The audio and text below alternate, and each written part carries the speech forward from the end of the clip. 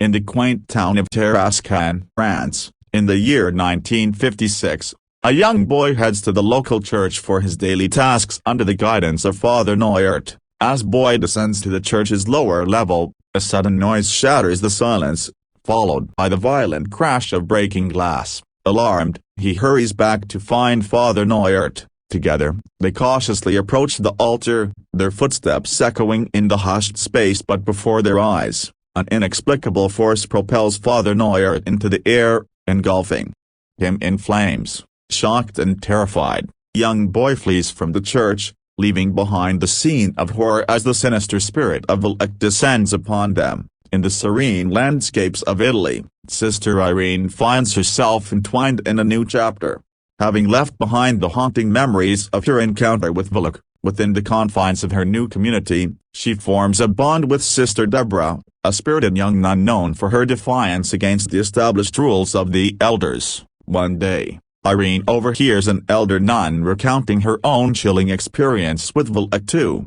The younger sisters, though the elder nun carefully avoids mentioning Irene by name, the spectral presence of Wallach lingers in the air, casting a shadow over them all. In another part of France, a man known as Maurice, affectionately called Frenchy, dedicates his days to his work at a boarding school. He shares a close friendship with the school teacher Kate, and has formed a special bond with her daughter, Sophie. Within the school's walls, Sophie often becomes the target of teasing and bullying from her fellow classmates, and it's Maurice who consistently steps in as her protector, coming to her defense. The boarding school is overseen by the stern and unyielding Madame Laurent, a formidable woman known for her unrelenting demeanor.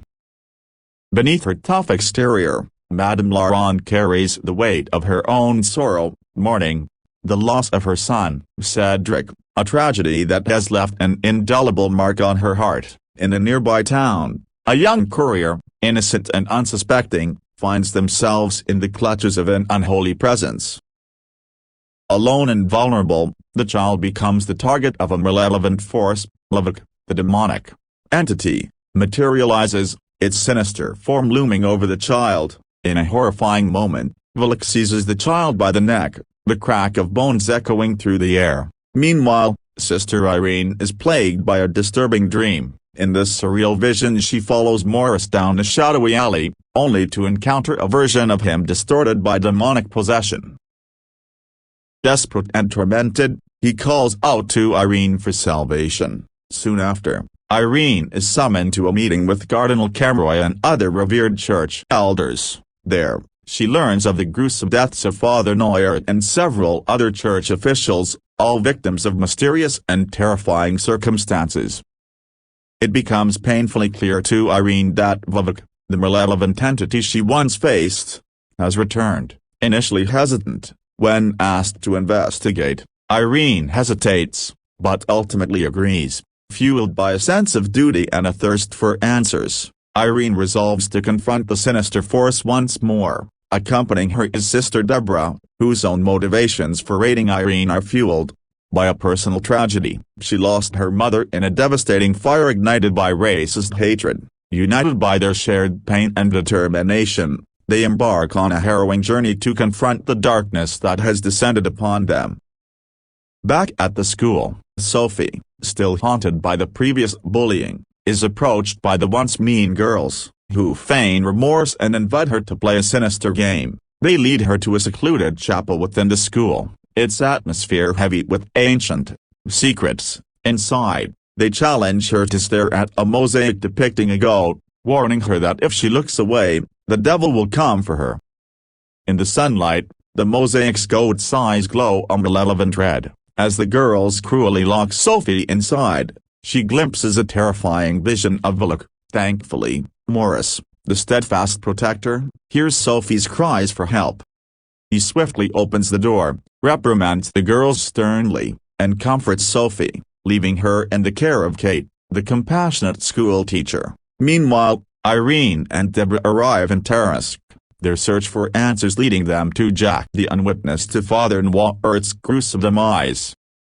Seeking to understand the events surrounding the tragedy, Irene approaches boy who, still frightened, had taken a rosary from the fallen priest. However, a boy slips away into a bustling crowd of playful boys in the streets, eluding Irene's inquiries. In the silent depths of the night, Sister Irene finds herself wandering the dimly lit streets. As she passes by a seemingly ordinary newsstand, an eerie occurrence transpires. Magazines and newspapers spontaneously flip their pages, arranging themselves in a macabre pattern that bears a chilling resemblance to the sinister entity Wallach.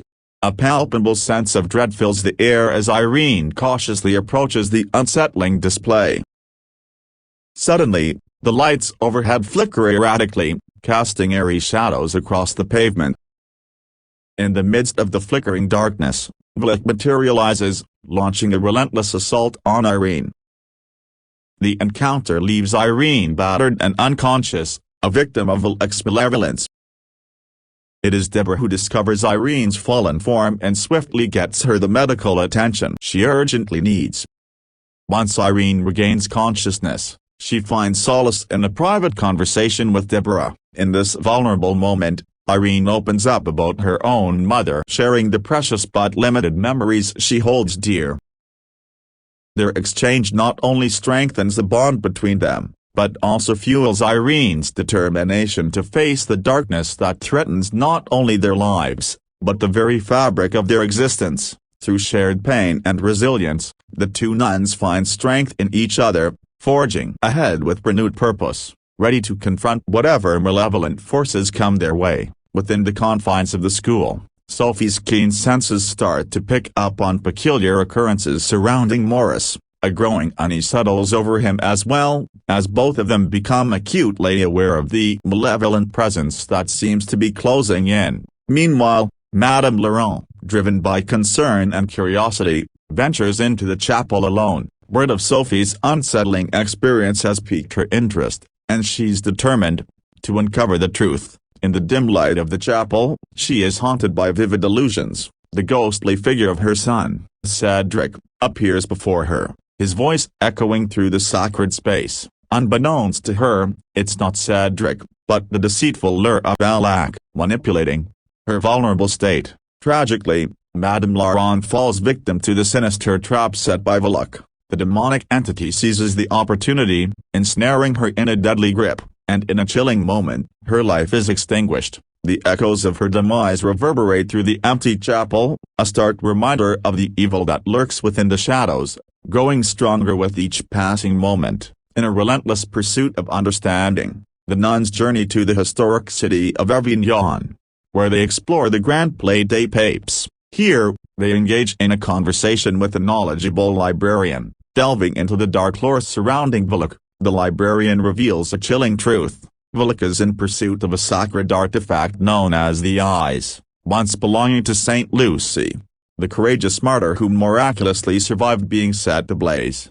As the librarian continues their tale, it becomes apparent that the victims of this malevolent force were descendants of Saint Lucy herself. The Eyes, believed to possess formidable powers, were last documented in the annals of history, within a monastery. Ironically, this very monastery has transformed over time into the very boarding school, where the nuns now find themselves embroiled in a terrifying battle against the forces of darkness. Armed with this newfound knowledge, Sister Irene and Sister Debra realize the gravity of their situation. The connection between the victims, the artifact, and the boarding school adds a sinister layer to their investigation, as they prepare to face the malevolent entity Wallach, and safeguard the artifact from falling into the hands of pure evil. In the heart of the chaos, Irene and Debra, driven by their determination and bravery, venture into the school, determined to locate and secure the powerful artifact, the Eyes, before Wallach can unleash further havoc. Inside, the malevolent entity manipulates Frenchie, turning him into a vessel of darkness, while conjuring a terrifying demon goat to attack the nuns and the frightened students. As the demonic onslaught begins, Debra and Kate find themselves in the protective care of a larger group of girls, while Irene valiantly shields Sophie from the onslaught. The demon goat, under Wallach's control, takes on the haunting form of the deceased Madame Laurent, using the girls' fears against them, terrorizing them in a relentless pursuit. Despite the chaos and destruction, A stroke of luck prevails as the collapsing bell tower miraculously avoids harming any of the girls. In the climactic confrontation, Irene discovers Morris, in the grip of Wallach's malevolent power. With unwavering determination, Irene attempts to use the power of the eyes, the sacred artifact, to exorcise Wallach from her friend. Debra, arriving just in time, joins Irene in the battle against the demonic force. A harrowing struggle ensues, and it seems as if Wallach is successful in overpowering Morris, rendering him lifeless. Irene, heartbroken, begins to mourn her friend, but in a shocking turn of events, Morris springs back to life, now a vessel for Wallach's true, terrifying form. The demon nun, fueled by rage and darkness, attempts to engulf Irene in flames. However, an unexpected revelation surfaces. Irene is a descendant of Saint Lucy, the very martyr to whom the eyes belonged. In a miraculous turn of fate, Irene's connection to her ancestry grants her immunity from the demon's fiery onslaught. With newfound determination, Irene, supported by Debra, invokes the power of prayer. Their prayers, charged with faith and desperation, create a divine intervention. The wine in the room transforms into the sacred blood of Christ. The barrels containing this divine liquid explode, drenching Wallach in the holy essence. The divine intervention proves overwhelming for Wallach. Morris is saved from the clutches of Wallach. The demon is banished back to the depths of hell, defeated by the unwavering faith and courage of Irene, Debra, and the miraculous legacy of Saint Lucy. With the battle won, the darkness dissipates, leaving the school and its occupants in a state of eerie calm, the lingering echoes of the supernatural struggle fading away. Like a distant nightmare, as Morris, Kate, and Sophie find solace in their reunion, there is a sense of relief among them, a return to the semblance of normalcy. However, Irene, despite her happiness at seeing her friend restored, can't shake off the worry that lingers in her eyes. The horrors they faced have left a mark, a reminder of the darkness that lurks just beyond the veil of reality. Meanwhile, in the quiet moments of the movie credits, a phone call interrupts the stillness. On the other end, Father Gordon's voice carries a sense of urgency and trepidation. He informs Ed and Lorraine Warren, the seasoned paranormal investigators, about another haunting involving Wallach.